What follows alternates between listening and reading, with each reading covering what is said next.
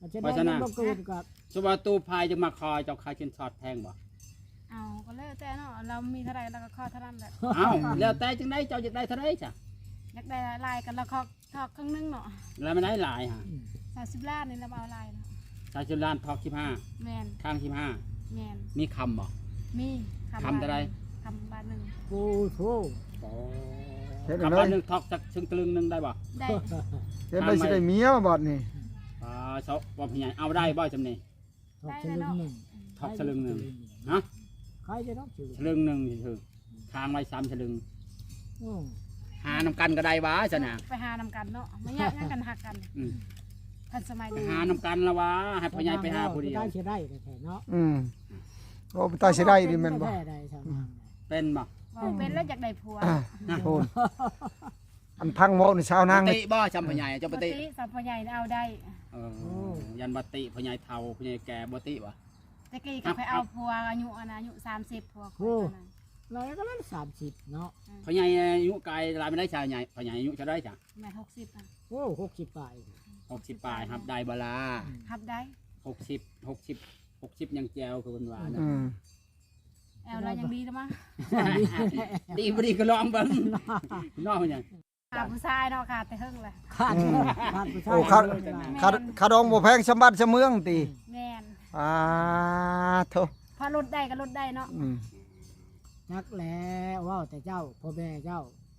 พ่อแม่คือกันแล้วใจครึ่งนึงเราก็พักความลูกแล้วเนาะนักแล้วพ่อแม่หาแม่ใหญ่จะเกี่ยวยังพ่อแม่พังดูตู้บ้านนี้ผู้สาวมาฮอดเฮือนฮอดชานได้บ้านนี้กันมักแล้วก็เอาไปสงสัยดวงนี่คือกันกับตู้ก้อนเน้อนี่เลยผู้สาวมาตู้ก้อนกับผู้สาวมาใส่แม่เนาะ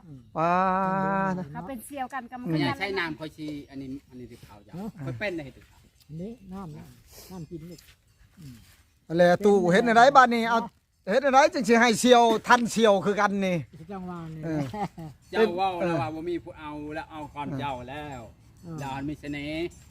ผู้ชาวจนมาหาถึงบ้านใครว่าเราบ่ได้เมียเขาว่ามันได้บักก่อนว่าก็เสียวว่าเสียวว่าสิบ่ได้เมียเพราะว่าไอ้นายบุญโฮมคนตักจะได้คนมาหามันละเล่าคอยยาแล้วนั่นผู้ชายว่าเห็นเสียก้อนคืนเดียวหนึ่งโอ้เล่ากับคนอยู่ในวัดในว่าได้อันเสียบุญโฮมคนเคยอยู่ในชินได้ทำแล้วก็คอยยาเลยข้าเจ้า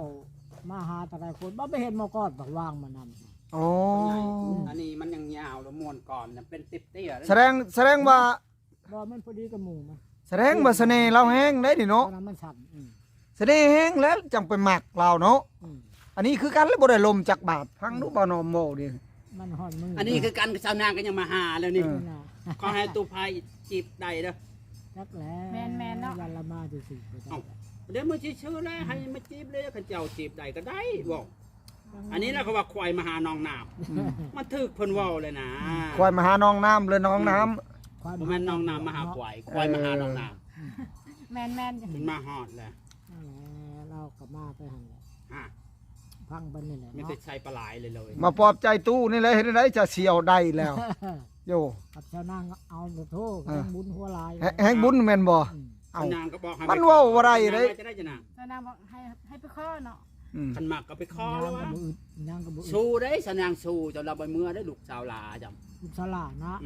สาวนางเป็นลูกสาวลาบ่แม่ได้เป็นลูกสาวเดียวโอ้ลูกสาวเดียวลูกสาวเดียวโบเคียวกับบ้านแล้วเนาะ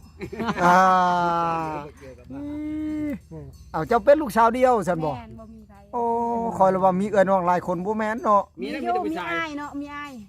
ายลูกสาวเดียวเคยว่าผู้หญิงมีผู้หญิงผู้เดียวเนาะลูกสาวเดียวแล้วว่ะมีกับลูกคอยและลูกคอยกับผู้หญิงกันโอ้แสดงว่าเป็นลูกชายลูกสาวลาแล้วเจ้านี่ใจอยู่เนาะจะเป็นลูกสาวลาและลูกสาวผู้เดียวแม่นแหละลูกสาวผู้เดียวผู้ใดก็แพงอยู่ดอกสำนาตีนบ้านเขาว่าแม่นความเขาเว้าหน้าตีนบ้านหน้าตีนบ้านถือเขาเว้าแหละตกไปได้ชาวนางนี่ถือว่าบุญแห้งเนาะถือว่ามูลคอนแล้วนี่น้องปลาก็มีคือกันแล้วก็มีน้องปลาคือกันน้องปลาแสดงก็เลี้ยงเมาเองเนาะงัวเลี้ยงงัวเป็น10เป็น20อาโมได้ไปกินให้เนาะโมกำลังมีลูกอยู่เด้ในลูกแหละหมูค่ะแม่น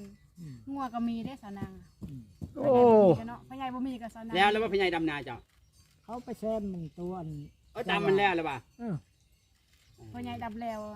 แล้วนั่นแต่เขาไปแซมตัวมันบ่ออกนั่นแหละมันหวานหลายเนาะหน้าเนี่ยมันหัก เขาก็หวานครึ่งนึงดำครึ่งนึง เขาว่าย่านมันฝนบ่ตกเขาละหวานแท้ก็ธรรมดาโอ้ยเรื่องหวานนี่ก็หางามอยู่เนาะ แม่น สิซ้ำได้เรื่องหวานไม่ได้แล้ว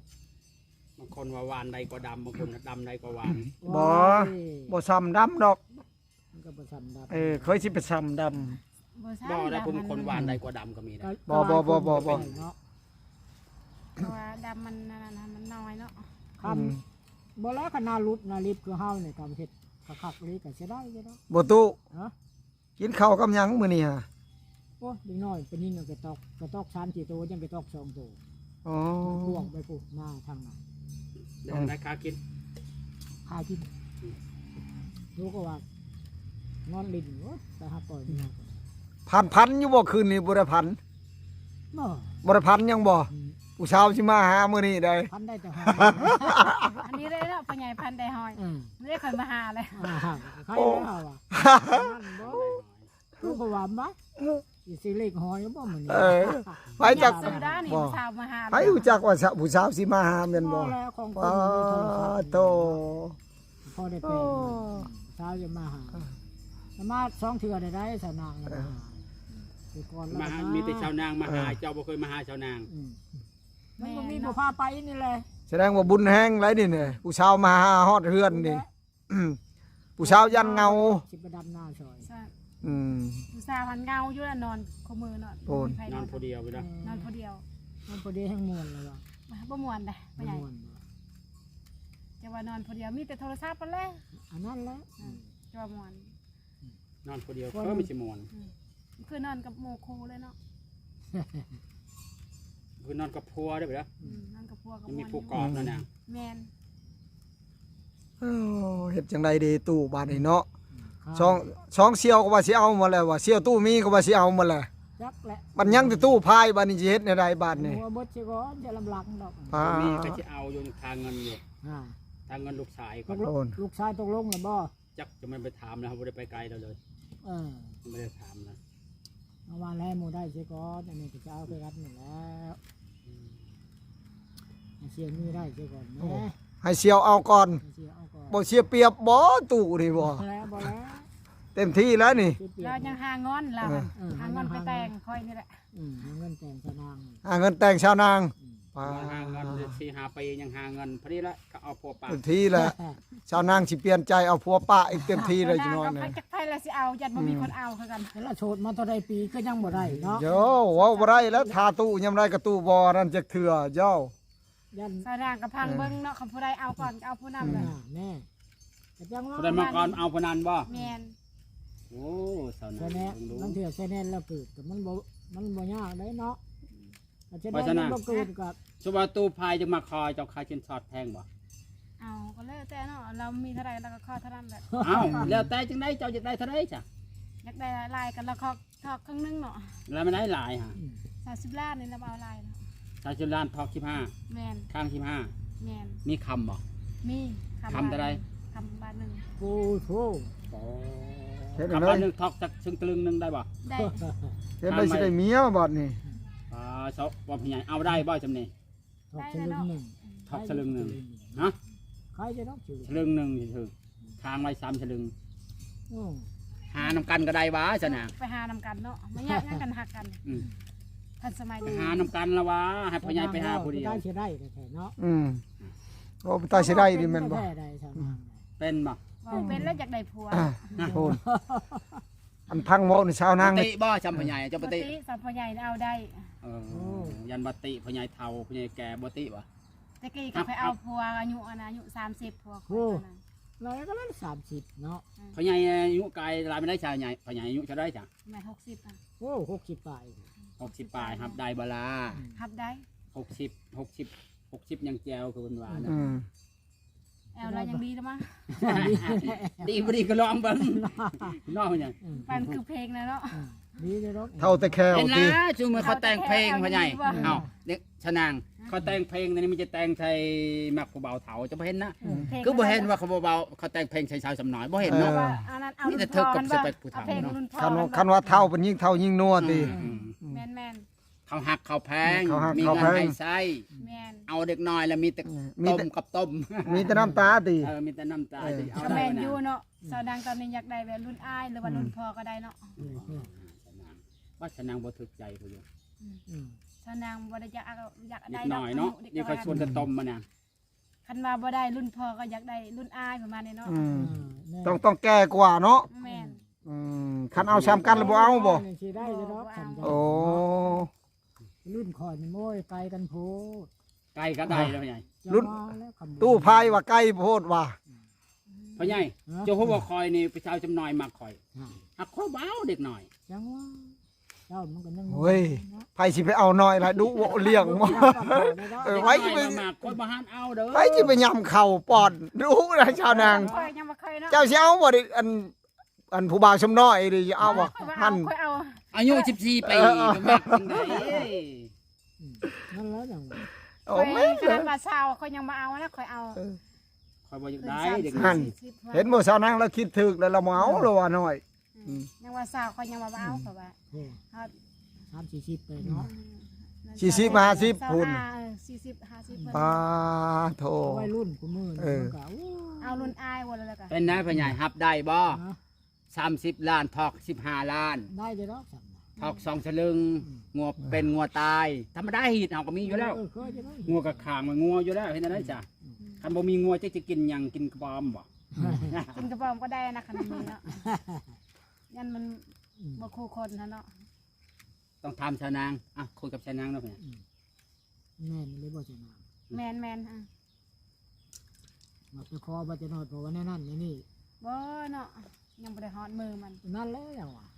กันนัดมือน้ำยามก็ว่ากันหักหมักกันก็คุยบ่แม่นดอกสิเอาไว้ก็คุยกันว่าคุยเอาเบอร์เอาหยังเนี่ยเอาเบอร์ชาวนางโทรไปจีบก่อนละวะว้าว เนาะที่ทางหลับเหมือนมันจะนั่นเนาะ ขอเบอร์ชาวนางเด้อพ่อใหญ่เอาไว้นะ ต้องคุยกันก่อนเนาะ อืม โทรศัพท์กับบ่มีน่ะสิจดไว้อยู่ บ่มีก็จดไว้ก็ยืมลูกหลานโทรก็ได้คิดฮอดก็โทรหา แม่นเนาะ ว่าน่ะคือว่าข่อยได้อยู่ได้อว่าเนาะมอแล้วว่ามันบ่ได้เอาไว้นี่แหละก็ดอยก็สิจดไว้อืม จักหน่ จั อก หน่อย ย จะสร้างสิให้ละเบอร์เนาะ บ่ลืมเนาะ ตอนนั้นตาก่อนคออยู่ได้หันบ่ได้ให้เนาะ คือบ่ให้แน่ โอ้บ่ให้ตู้ก้อนเบอร์ฮะ เราจะให้หัวกัน ตุกอนคอเราบ่ให้กับตุภายเราให้ บ่เป็นหยังจะบ่ให้ตู้ก้อน บ่ให้ตุ ฮะ เจ้าบ่มา คอเฟซเราคอเฟซแล้วเราคอเบอร์เราจะใครหัวคอยตอนนั้นแล้ววันนี้ไกลๆแล้วเหรอ ว่าบ่ว่าแล้วตุก่อน โอ้ เจ้า เจ้าบ่ นางมายั่วกินข้าวเราจนหมดต้นนึง โอ้เจ้าไปยั่วกินมะพร้าวแล้ว แม่นตอนนั้นได้ได้6หน่วยบ่ได้กิน6หน่วยบ่ได้ โอ้ ลงมาเดียวหมด6หน่วย แสดงแล้วก็เชียวหัวให้อีกแม่นบ่มาหกหน่วย นี่ เก่ง ไปคอมันอยู่เวียงนี่คือสิได้แล้วฮะแล้วว่าจะนางครับ ๆได้หั่นแหละ โอ้แล้วขอเบอร์บ่ให้อีกติบ่มักตู้ก้อนบ่หรือว่าแนวใด บ่ได้มาวันนั้นเรายันเรามีอันนั้นมีผู้สาวลายเรามีคน บ่ตุกอนเราบ่มักสเปคคนไม่ได้มักคนใจจ่อยๆเลย โอ้ตู้ก้อนบ่มัก ลำบากกับคนบวก ก็จะทายจงเท่า อื นั้น ม เพราะว่าแล้วเรา 12ละ โอ้ ยาวเลยครับ ละครนี่สิให้เบอร์เนาะอาจจะนอนสิเจ็บ พังดูจานหนอมประตูพายบันให้เบอร์ตู้ก้อนบันบ่ให้ชาวนางนี่แสดงว่าชาวนางนี่มักตู้พายเล่นเลย ตุภายคอนี่ให้บ่เบิ่ง สุภาพให้ค่ะ ให้เหรอ ตุกอนทำบ่ให้จำเนาะเราคอตอนนั้นเนาะ แม่น หักกินมะพร้าวเราเซย มันเข้ากินซื้อๆแม่นมะพร้าวอันนี้ พ่อใหญ่มีหยังให้ชาวนางมื้อนี้ ไม่ได้มี มีแต่น้ำใจ เป็นยังเนาะมีแต่น้ำใจ มีแต่กำลังใจบ่ มีแต่กำลังใจ ยันบ่มีเห็ดที่มีหอย โอ้บ่ได้มี บ่ได้ไปหาเห็ดละงอกเห็ดละเงอบ่ บ่ออกมา บ่แม่ชวนชาวนางไปหาเห็ด โอ้ยมันบ่มีดอก ไปหาเห็ดกระมังอยู่ เห็ด เนาะ เพาะก็บ่ออกบ่ บ่ สนางมัก ชาวนางตาดีได้ มากายบ่มากายมาเฮ็ดโพ้นขันแท้นี่บ้านนี่คำออกกับพุ่นแหละ ไปหาคุณจะรอเนาะพ่อใหญ่ใช่เนาะ ที่รอมีเนาะ จะรอเบิ่นป่ะ โอ้ยมีกับพ่อบ้านนั่นแหละที่เรา แต่เก่าแถวนี้แหละจิรอหลายแต่เก่า เรามีปีกได้ตอนนี้ อืม มีละบ่ มีปีกเลย ใกล้แล้วเนาะอัน เริ่มแล้วเดือน11คนแล้ว พุ่นเฮ็ดน้ำพุ่นจะนอนนี่แต่เฮ็ดน้ำมุมน้ำมองบ่ได้11พุ่นแล้ว เออ ปวกเรา เฮ็ดพวงเบิดแล้วเราว่ารุ่นมันบ่นี่เฮ็ด เฮ็ดบวกอ่ะนะยังฝนตกจังหน่อยก็ออกแล้ว ออกอีบ่ ยัง มันยังออกเนาะบวกหน่อยเนาะ เพราะว่าฝนบ่ทันตก พ่อใหญ่ โอ้ คันเอาชาวนางในเจ้าชิมือเฮือนบ่รู้สิไปสู้ชาวนาง อ้าวละไปสู้เลย ไปสู้บ่อย่าว่าจะเอามือเฮือนเอง บ่หรือ สู้บ่ กันสู้ก็ดีเนาะกันมือเฮือนก็ดีเฮาอ่ะ สู้ก็ดีมือเฮือนก็ดีชาวนางได้หมด ได้หมดบ่ชาวนาง ยากแต่พ่อใหญ่บ่นอนนำซื่อ แมน ไปสู้ ๆแล้วบ่ได้ยากแล้วได้หมด ถือว่าแบบสบายเราเว้านี่เนาะ สบายเปิดช่อง คัน ทาง มัก เลย สู้ก็ไปสู้เนาะคันมักเมื่อก็เมื่อเนาะ ปานนั้นว่าชาวนางติจะเบิ่งนุชชาวนางเว้านี่ชาวนางบ่ได้ติยังจะคำเลยบาดนี้ แล้วแต่ผู้ชายเดี๋ยวนี้ค่ะนะพาเบื่อก็เมื่อ โต นางในใจ เอาดูตู้ เอาให้ช่องเสียวอิจฉาดูบัดนี้ เสียวได้มีหน่อยเนาะ ลองจีบดูบัดนี้เอาเบอร์แล้วโทร ชาวนาง จีบกัน จะ6ปีนึงก็โตพ่อใหญ่ได้ก็จำลูกไปแล้ว ให้ลูกสาวเจ้าทำไงเอาเบอร์แล้วก็โทรหาเนาะยืมโทรศัพท์เรา บ่เนาะก็จุดเอาก็ไล่ซะ หรือว่าบ่มักสาวนางบ่ อ้าวมักก็ละมัก โอ้มักอยู่เนาะ ลองเบิ้งเราก็ลองจีบเบิ้งเราก็ยังโง่เราก็ยังว่า ไปจีบ มากแล้วถามน้อยชาวนางถามแบบใด